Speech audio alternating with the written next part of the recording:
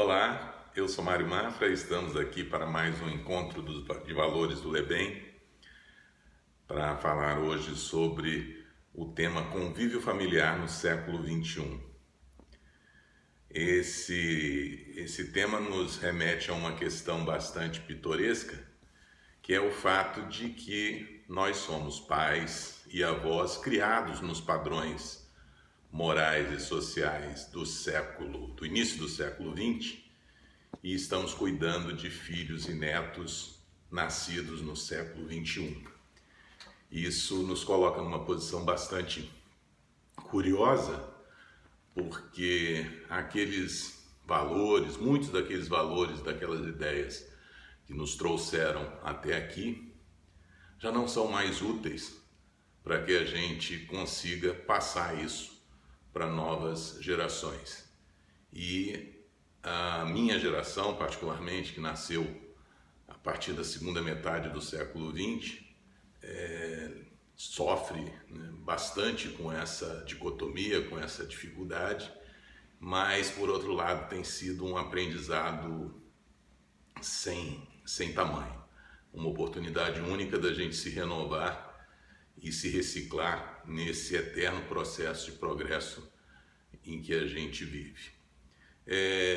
Portanto, para quem está nessa situação de pais e avós nascidos no século passado, criando filhos e netos no século presente, vai a minha palavra de conforto e de tranquilidade, dizendo que, apesar de todas as dificuldades, de todos os contratempos, é uma oportunidade única de desenvolvimento pessoal e familiar que essa situação nos oferece. Uma outra questão também que influencia muito nesse novo convívio familiar do século XXI são os novos arranjos familiares. O modelo familiar tradicional de pai, mãe, filho, filha foi em grande escala substituído por outras configurações de família, como pais separados, pais e mães homoafetivos, guarda compartilhada de filhos.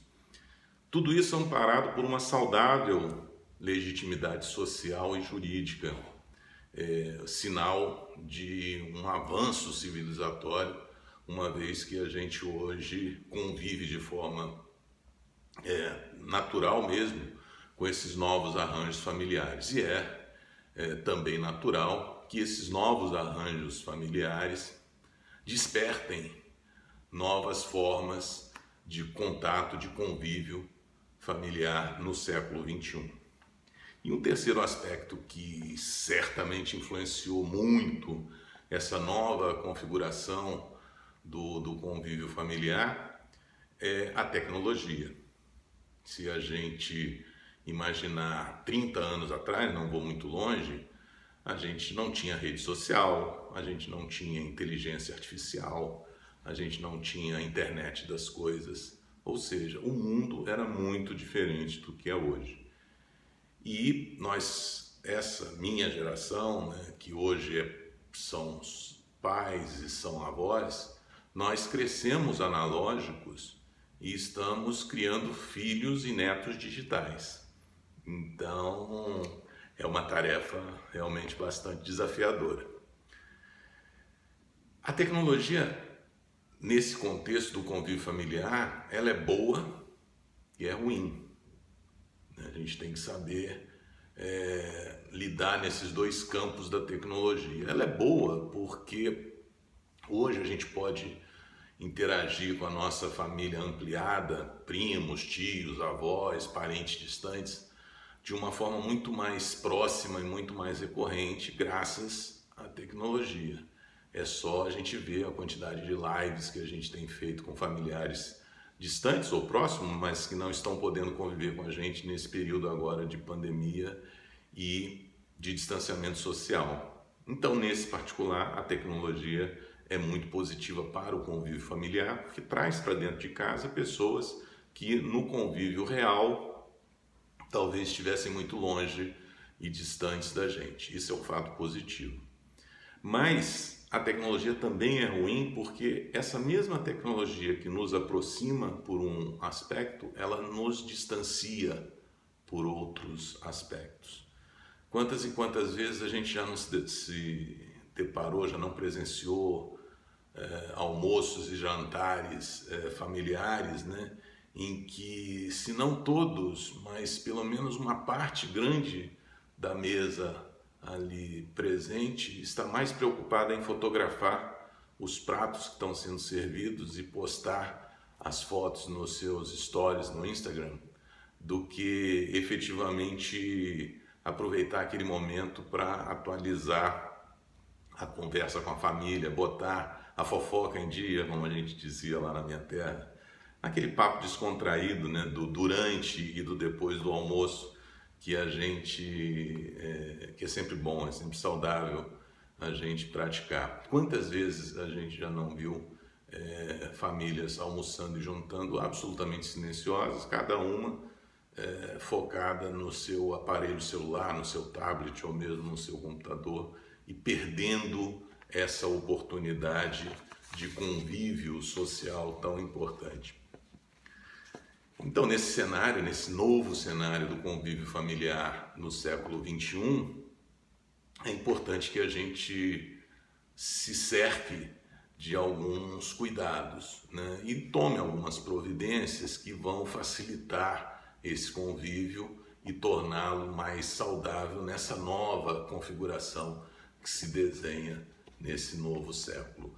A primeira ideia é a gente realmente exercitar o convívio com as diferenças. A gente precisa conviver melhor com as diferenças. O mundo tem muito se fechado, os grupos sociais têm se fechado muito naquela ideia de que eu só convivo com quem pensa igual a mim, porque é mais cômodo, né? Gera uma zona de conforto e a gente acaba fazendo aquele círculo vicioso de ficar conversando sobre o que todo mundo acredita. O retrato familiar que se desenha hoje, ele é muito mais baseado na qualidade das relações e há necessidade de, nesse retrato, a gente investir mais em afeto, em tempo, em atenção e em compreensão do alheio. Uma outra questão também importante para que a gente aprenda a conviver melhor com as diferenças é a divisão das tarefas domésticas, porque a tendência, principalmente naquela cultura onde eu fui criado, né, e era a concentração das tarefas domésticas normalmente na figura de uma única pessoa na família.